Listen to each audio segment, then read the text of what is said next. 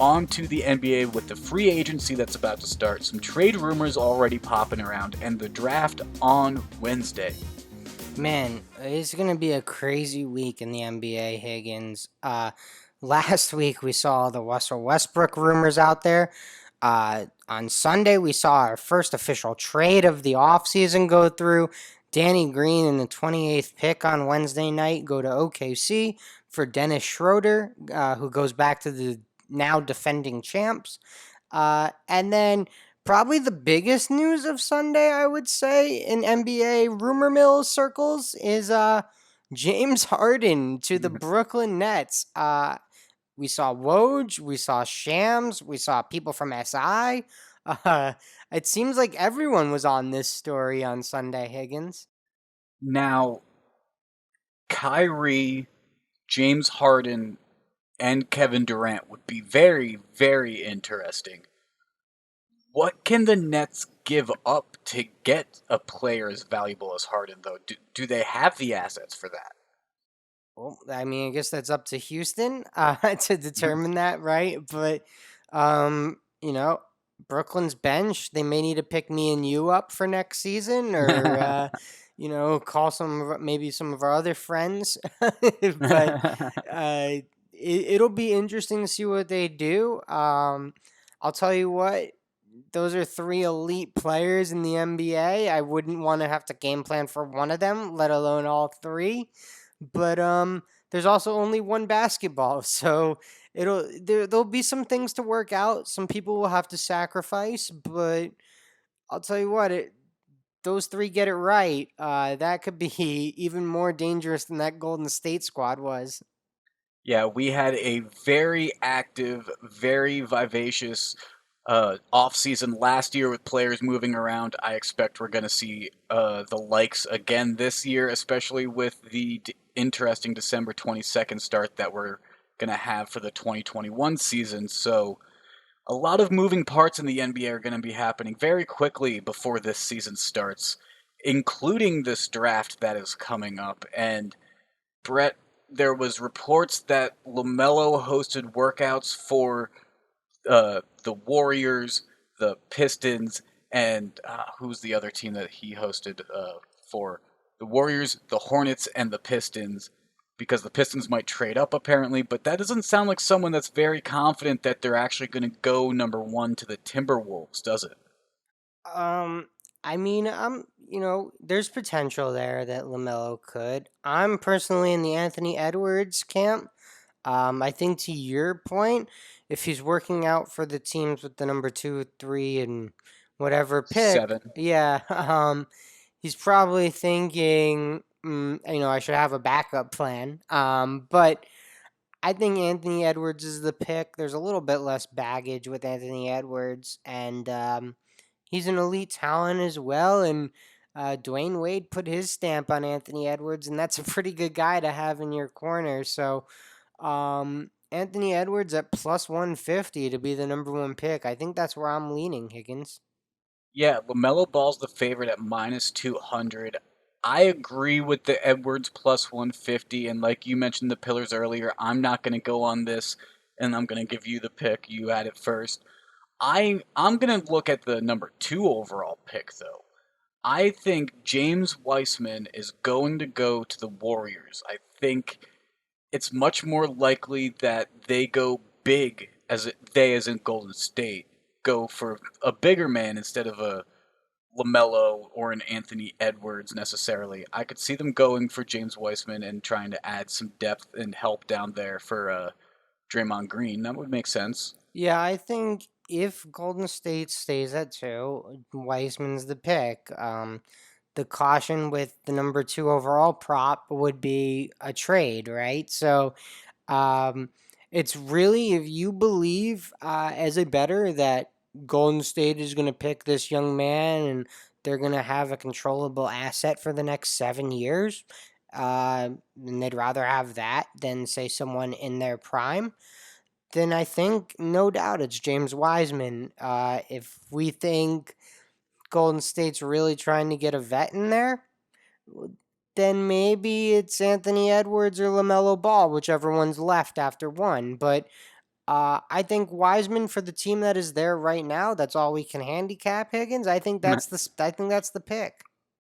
Well, and then you just mentioned LaMelo Ball or Anthony Edwards. And there are some player versus player props. You and I are each on different ones with these, but Ball versus Edwards is what caught your eye.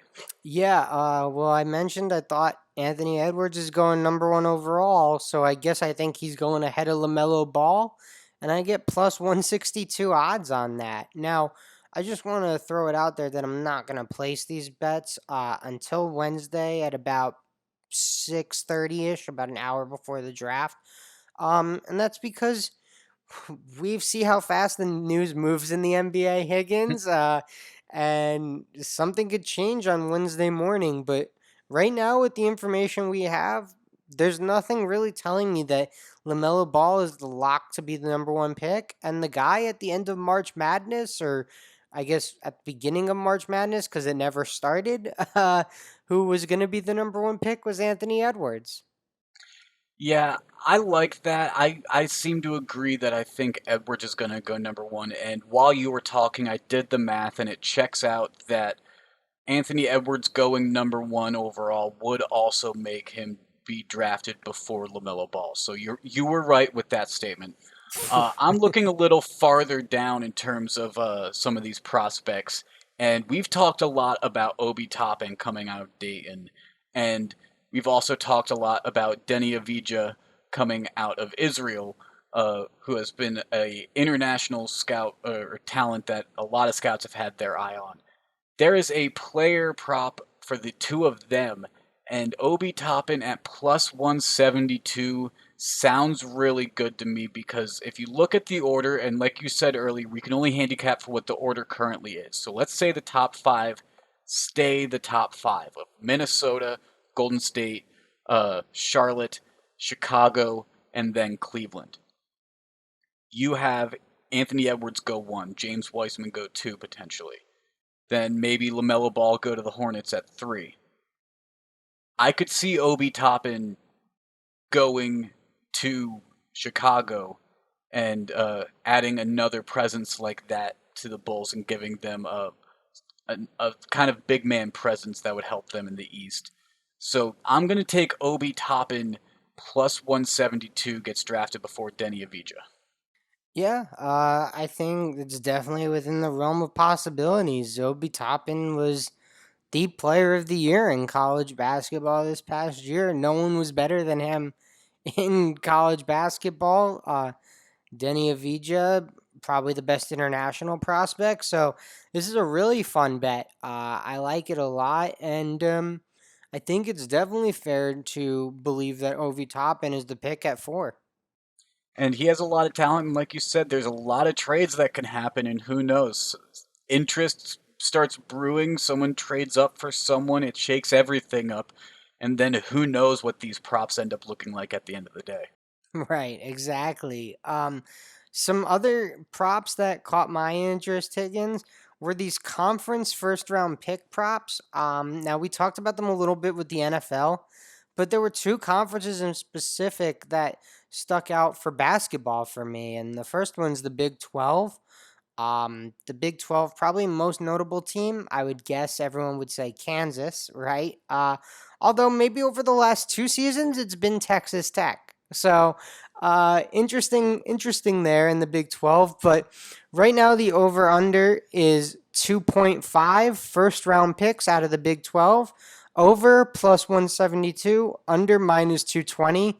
Higgins, personally, I think there's three first round picks out of the Big 12 in my first round. And, that would be over 2.5. So at plus 172 odds, I'll take that all day for a draft.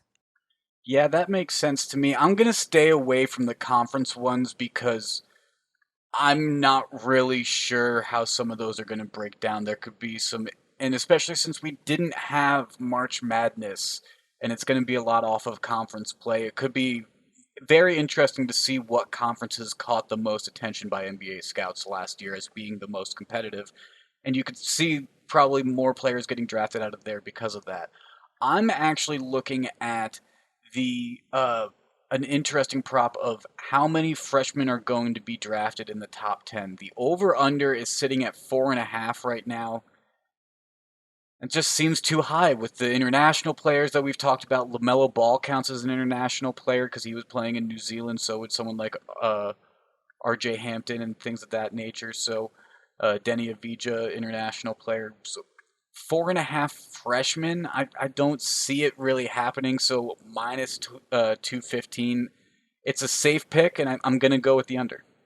All right. And then I'm going to be back with the Big Ten over under for first round picks. And so the over under for Big Ten first round picks is 1.5. And there could be three in the first round out of the Big Ten as well. Cassius Winston, Michigan State, Daniel Oturu from Minnesota, and Jalen Smith from Maryland, all potential first round picks there. So I only need two of those to come in, and from the Big 12, I'll need all three to come in. But I have three guys from each conference potentially going in the first round. I get the Big 12 at plus 172 and the Big 10 at plus 184. So I'll take those odds because kind of what you were saying with your under 4.5 at minus 215. Betting drafts, it's really difficult to find plus odds that you like.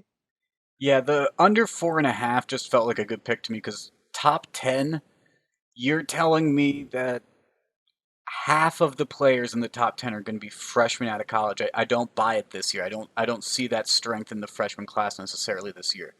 Your picks with the conference, those make more sense though as well because you're working out of a full 30 picks and you only need two, maybe three players for either of your bets to cash. Those I like those bets.